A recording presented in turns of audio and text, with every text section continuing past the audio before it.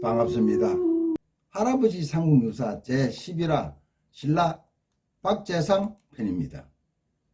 삼국유사에는 김재상으로 되어 있으나 삼국사기의 기록에 따라 박재상으로 하겠습니다.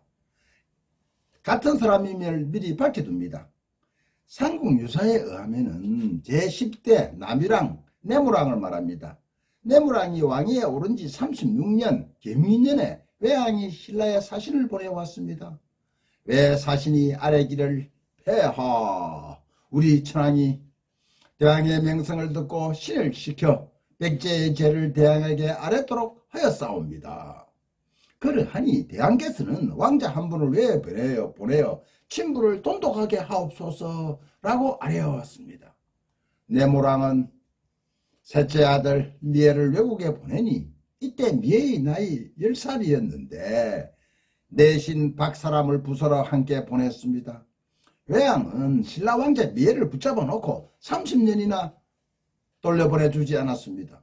또 눌지왕 3년에 김인년에는 고구려 장수왕이 신라 사신을 보내어왔습니다. 사신이 아뢰기를 우리 임금께서 대왕의 아우 보혜가 지혜와 재주가 총명함을 듣고 서로 가깝게 사귀기를 원하옵니다.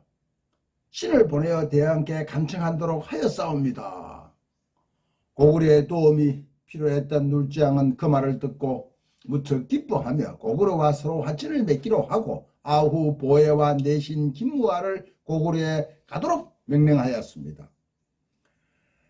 고구려 장수왕도 보혜 왕자를 붙잡아 놓고 돌려보여주지 않았습니다. 눌지왕 10년 을충년에 왕은 대신들과 연회를 베풀었는데 이때 왕은 눈물을 흘리며 여러 신하들에게 하소연하듯 말했다고 합니다. 선왕께서 백성의 일이라면 성취급 보살핀 까닭으로 사랑하는 아들을 외국에 보내고도 보지도 못하고 세상을 떠났고 내가 보위에 오른 후에 이웃나라 군사가 매우 강성하여 전쟁이 그칠 사이가 없었는데 오직 고구려만이 화친을 맺자고 하므로 나는 그 말을 굳게 믿고 아우 보혜를 고구려에 보냈소. 그런데 고구려에서는 붙잡아 놓고 돌려보내주지 아니하오.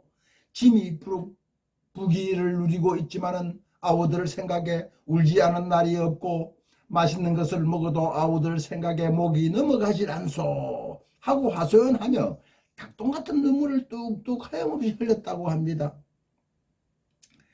임금의 말을 듣고도 대신들은 아무도 나서질 않았는데 이때 삼난군 양산을 말합니다. 태수 박재상이 자진하여 고구려에 가겠다고 나서며 아뢰었습니다. 폐하 신 박재상 아뢰오. 임금에게 근심이 있으면 신하는 욕을 당하고 임금이 욕을 당하면 신하는 죽게 된다 하였사오며 만약 신하가 일이 어렵고 쉬운 것을 헤아려 행한다면 그것은 충신됨이 못하다 할 것이며 죽고 사는 것을 생각한 후에 움직이면 그것은 용맹이 없다 할 것이니 신이 비록 어리석거나 명을 받들어 행사하겠사옵니다. 폐하 부디 신기를 편하게 하소서. 눌지왕은 그 말을 듣고 매우 기뻐하며 그와 술잔을 나누어 마시고 작별을 했습니다. 박재상은 왕의 명령을 받고 고구려로 들어갔습니다. 보혜 왕자가 있는 곳에 가서 함께 도망갈 날짜를 약속하고 5월 15일 고성의 수구로 돌아와서 기다렸습니다. 고구려 왕이 이를 알고 수십 명을 시켜 그 뒤를 쫓게 했는데 고성에 거의 이르러 잡힐 지경이었으나 보혜가 고구려에 있을 때 항상 시중드는 사람들에게 은혜를 베풀었던 까닭으로 그 군사들은 보혜 왕자를 불쌍히 여겨 모두 화살에서 화살촉을 뽑고 쏘았기 때문에 죽음을 면하고 고구려 탈출에 성공했답니다. 눌지왕은 아우 보혜를 만나게 되자 더욱 만내 아우 미혜가 생각이 나서 한편 즐겁기도 하고 한편으로는 대성통곡하며 슬프게 울었답니다. 삼국유사의 내무랑과 박재상의 중반부는 다음과 같이 전해지고 있습니다. 왕이 보혜를 만나자 미애의 생각이 대하여 기쁨과 슬픔이 고초하니 눈물을 흘리며 좌우 신하들에게 말했다.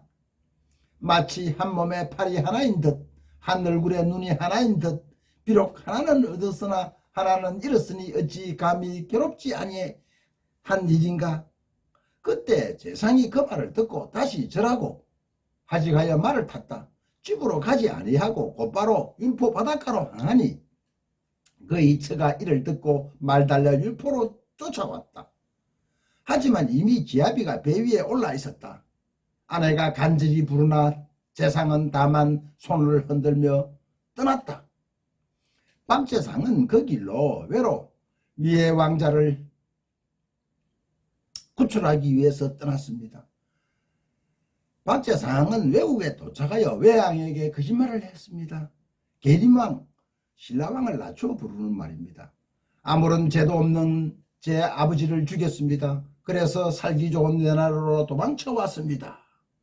외왕은 그 말을 믿고 그에게 집을 주고 편안하게 살게 해주었습니다. 박재상은 항상 미의 왕자를 모시고 바닷가에 나가서 놀면서 물고기와 새를 잡아 외왕에게 바쳤습니다. 외왕은 매우 기뻐하며 조금도 박재상을 의심하지 않았습니다. 그러자 박재상은 왕자 미에를 몰래 신라로 돌려보냈습니다. 미의 왕자가 같이 갈 거자고 몇 번이나 사정하였으나 박재상은 같이 탈출하면 외 경비병이 눈치를 채고 탈출에 성공하지 못한다며 미의 왕자 혼자 갈 것을 끝까지 주장했다고 합니다.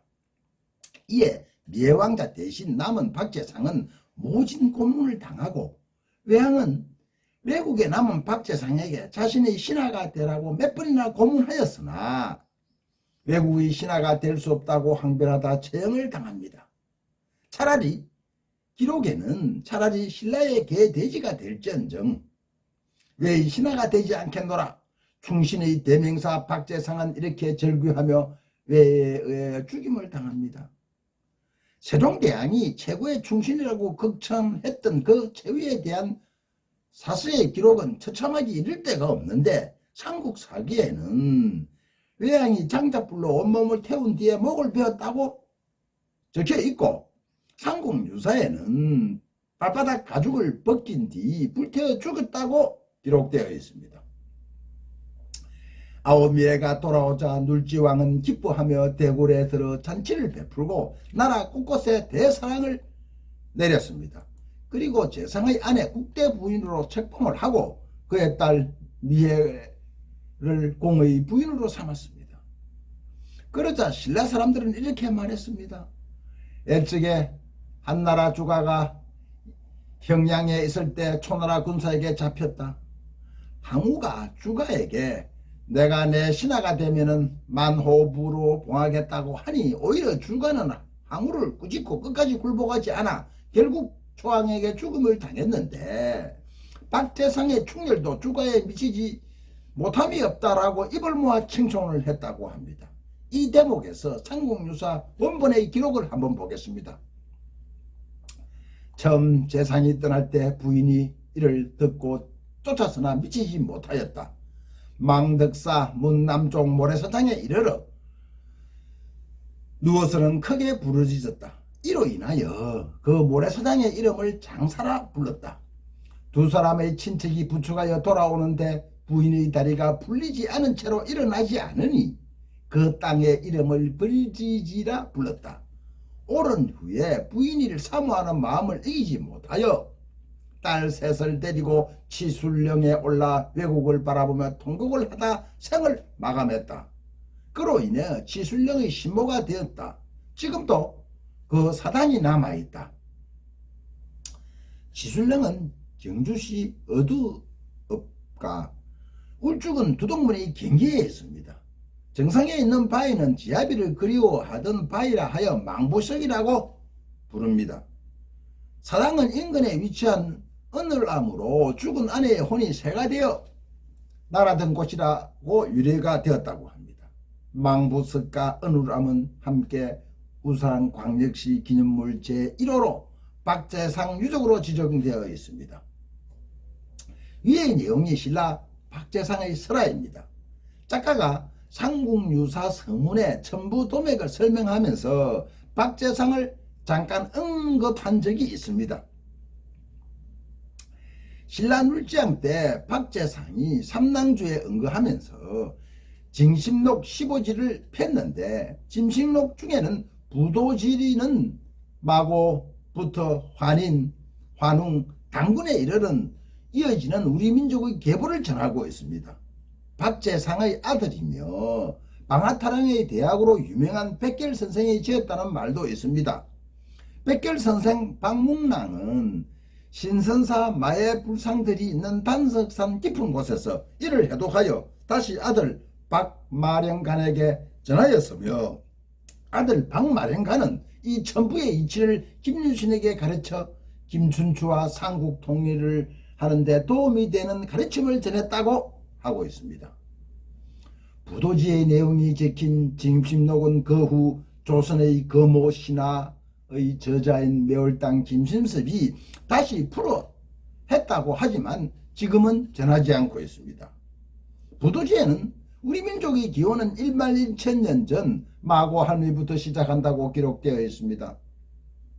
책에는 우리 민족의 기원, 분화, 이동 경로, 한국 고대 문화와 철학, 최초인이 말한 우리나라 고유의 선도 사상을 담은 책이기도 합니다. 환단고기보다 앞서 발표된 책이로 학계에서는 위수로 규정하고 있습니다만, 부도지도 우리 선조의 신화이니 한 번쯤 언급하는 것도 나쁘다고 말할 수 없는 것 아닙니까?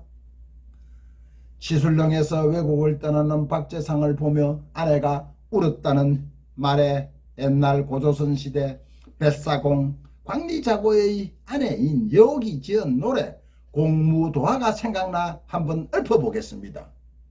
공무도화 공경도화 타하 이사 당내 공화, 니마 그 물을 건너지 마오. 님은 깊을고 물을 건너셨네.